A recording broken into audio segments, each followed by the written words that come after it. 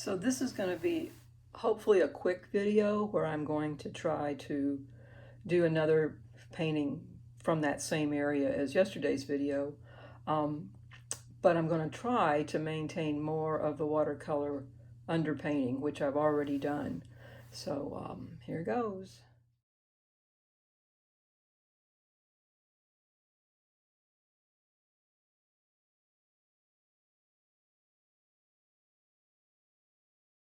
You can see that I have changed the composition a little bit. I moved the trees to the left, those dark trees.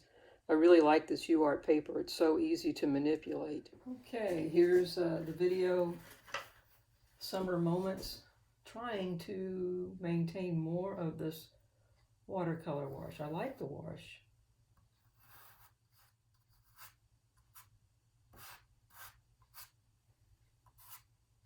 I want to try to maintain a little fresher look than what I had with the other one.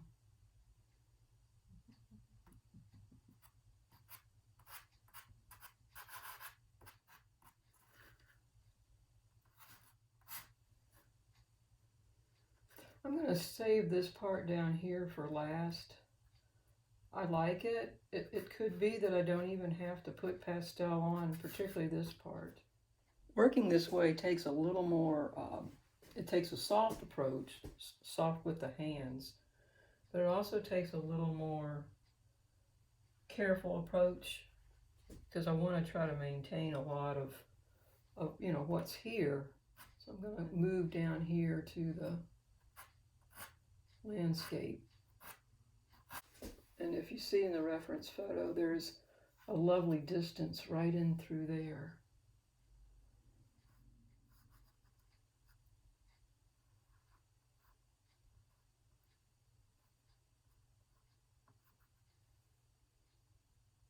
It's always a good idea when you have a color to repeat it in other places. Don't just put it in one place.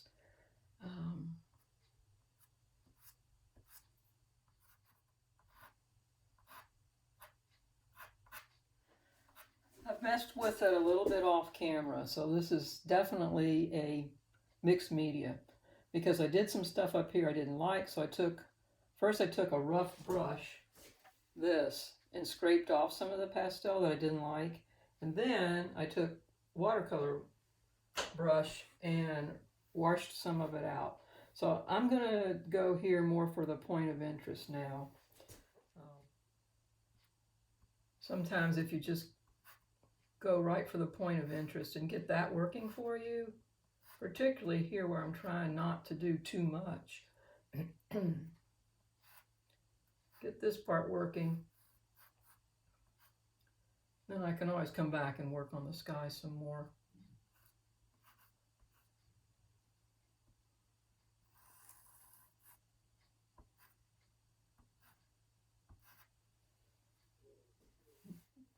So I'm going to go kind of down into this part.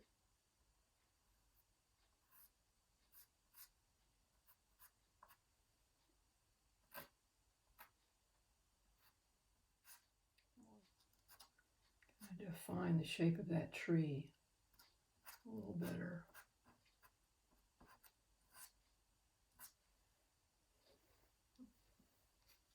Well, these trees in the reference photo, the shadow part is very dark. If you put your darkest dark against your lightest light, you get your point of interest, whether you want to or not. It just happens, that dark, very dark against the very light.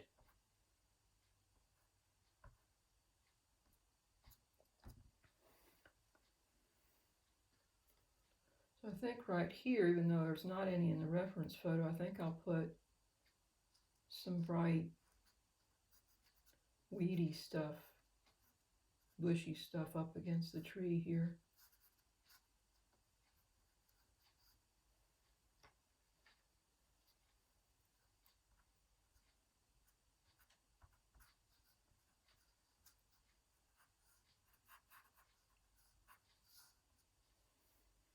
Never know, it might be too much.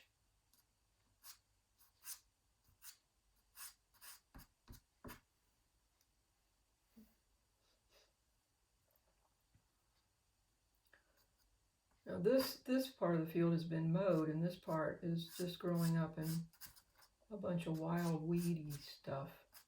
So I really like to maintain that texture. Here's some gold. It's kind of nice. It's a muted down version of what's over there.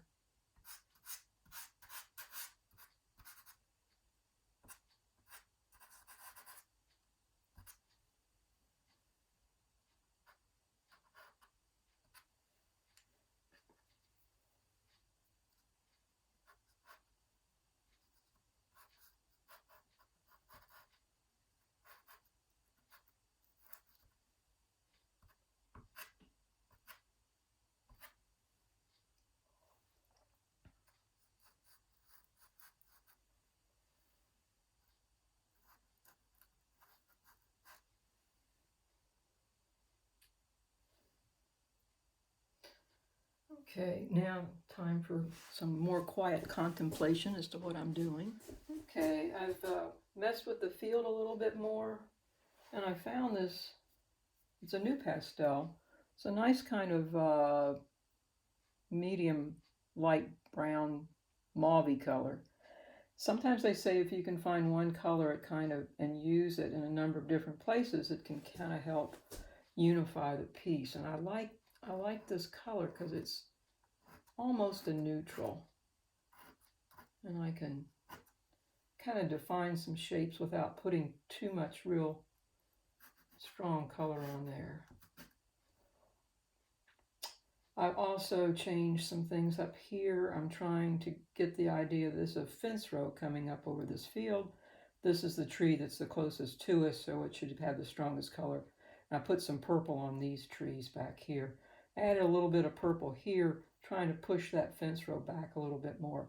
Not sure what I'm going to do with this or this, but it's probably time to go back to the sky. I think it's time to add some highlights to the clouds. I like this sort of creamy color because it helps bring together some of the warmth in this field up into the sky.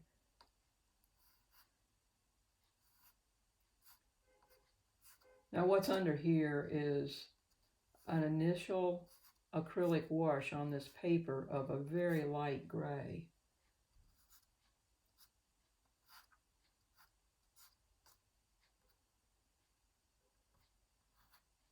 The sun is coming from this corner.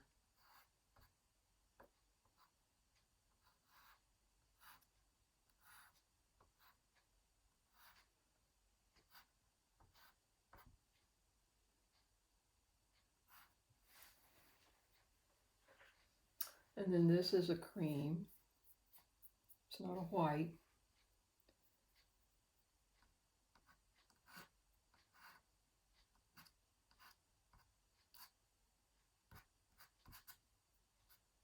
Clouds are soft. You don't want to use your finger too much. It can kind of weaken the marks, the strokes.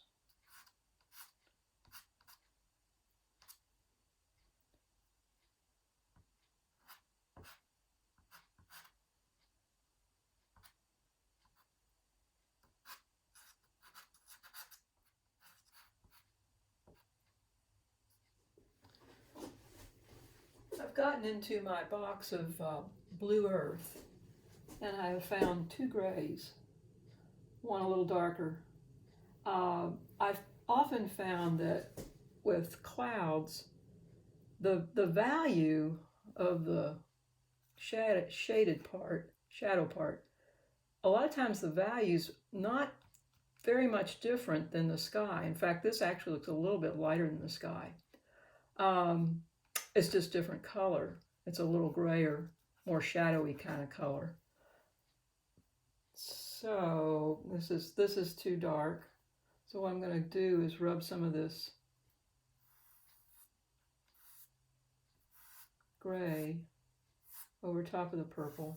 I'd hate to say goodbye to the purple, but it's too dark. And then a little bit of this lighter gray.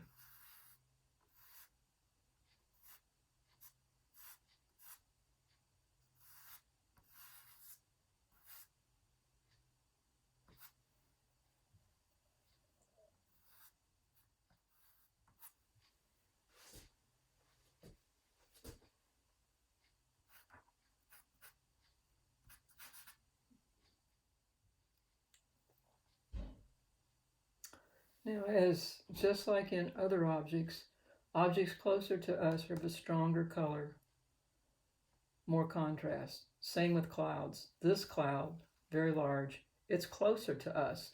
And this is just like perspective. This cloud's closer to us, colors are stronger. This cloud back in here may be as large as this one, but it's perspective. It's the sky, it's going back like this. So atmosphere has softened up that color.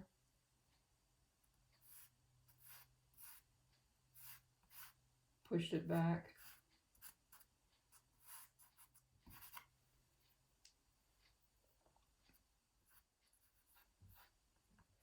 Okay, I tweaked it just a little bit more, but I'm going to call it finished. You can easily overwork something, and I don't want to lose the freshness of the strokes. I think this one is looser and a little more interesting than the one I did yesterday on the video. I didn't retain quite as much of the watercolor wash underneath that I had planned on, but the washes gave a good suggestion as to what needed to be done on top, and I did retain more than with the previous video. So I hope you enjoyed it. I had fun doing it. Bye.